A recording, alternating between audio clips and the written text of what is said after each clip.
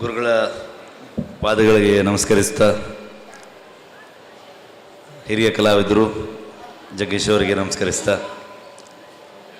ರಾಯರ ಆಶೀರ್ವಾದವನ್ನು ಪಡೆಯುತ್ತಾ ಇಂಥ ಒಂದು ಸಂದರ್ಭಕ್ಕೆ, ಇಂಥ ಒಂದು ಅದ್ಭುತ ಸಂದರ್ಭಕ್ಕೆ ನನ್ನನ್ನು ಕರೆದಿದ್ದಕ್ಕೆ ನಾನು ಯಾವತ್ತೂ ಶ್ರೀಗಳಿಗೆ, ಗುರುಗಳಿಗೆ ನಾನು ಸದಾ ಋಣಿಯಾಗಿರ್ತೇನೆ. ನಾನು ಭಾಗ್ಯ ಅಂದ್ಕೊಳ್ತೀನಿ. ನಾನು ತುಂಬ ಮಾತಾಡೋದಕ್ಕೆ ಹೋಗೋದಿಲ್ಲ, ಯಾವುದು ಸಿನಿಮಾ ವೇದಿಕೆ ಅಲ್ಲ. ಇಲ್ಲಿ ಮೌನ ಭಾಳ ಮುಖ್ಯ ಆಗುತ್ತೆ. ರಾಯರ ಎನರ್ಜಿಯನ್ನು ನಾವು ಫೀಲ್ ಮಾಡ್ಬೋದು.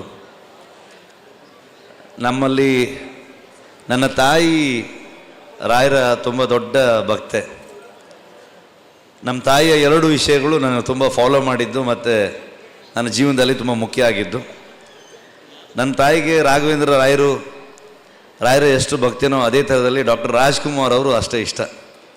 ಹಾಗಾಗಿ ಈ ಎರಡೂ ವಿಚಾರವನ್ನು ನಾನು ಚಿಕ್ಕ ವಯಸ್ಸಿಂದ ನಮ್ಮ ತಾಯಿ ಹಾಕ್ಕೊಟ್ಟಂಥ ಹೆಜ್ಜೆಯಲ್ಲಿ ಫಾಲೋ ಮಾಡ್ಕೊಂಡು ಬಂದಿದ್ದೀನಿ.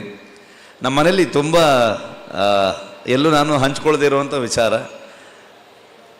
ನಮ್ಮ ಮನೆಯಲ್ಲಿ ತುಂಬ ಕಷ್ಟದಲ್ಲಿದ್ದಂಥ ಒಂದು ಕಾಲ, ನಾನು ಹುಟ್ಟಿರಲಿಲ್ಲ. ಆಗ ನಮ್ಮ ತಾಯಿ ರಾಯರ ಹರಕೆಯನ್ನು ಹೊತ್ಕೊಂಡು ನನಗೊಂದು ಮಗ ಹುಟ್ಟಲಿ, ಅವನು ಹುಟ್ಟಿದ ಮೇಲೆ ಜೀವನದಲ್ಲಿ ಒಳ್ಳೆಯದಾಗಲಿ ಅಂತ ಒಂದು ಹರಕೆಯನ್ನು ಹೊತ್ಕೊಂಡು ಅದಾದಮೇಲೆ ನಾನು ಹುಟ್ಟಿದ್ದಂತೆ. ಅದು ನಾನು ಗುರುವಾರವೇ ಹುಟ್ಟಿದ್ದೀನಿ. ಸೊ ಹಾಗಾಗಿ ನಮ್ಮ ತಾಯಿ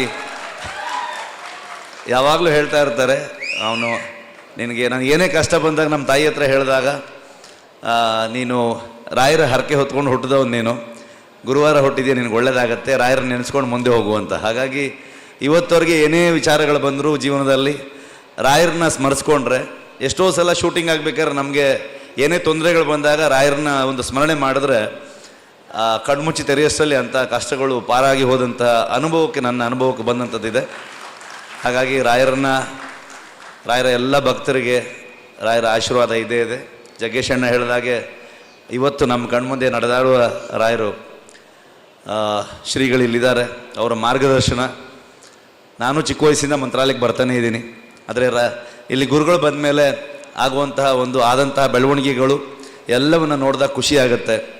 ಇನ್ನು ಹೆಚ್ಚೆಚ್ಚು ಭಕ್ತರು ಇಲ್ಲಿಗೆ ಬರುವಂತಾಗಲಿ, ಎಲ್ಲರಿಗೆ ರಾಯರ ಆಶೀರ್ವಾದ ಸಿಗುವಂತಾಗಲಿ ಅಂತ ಅಂದ್ಕೊಂಡು ನಾನು ಕೇಳ್ತೀನಿ. Thank you.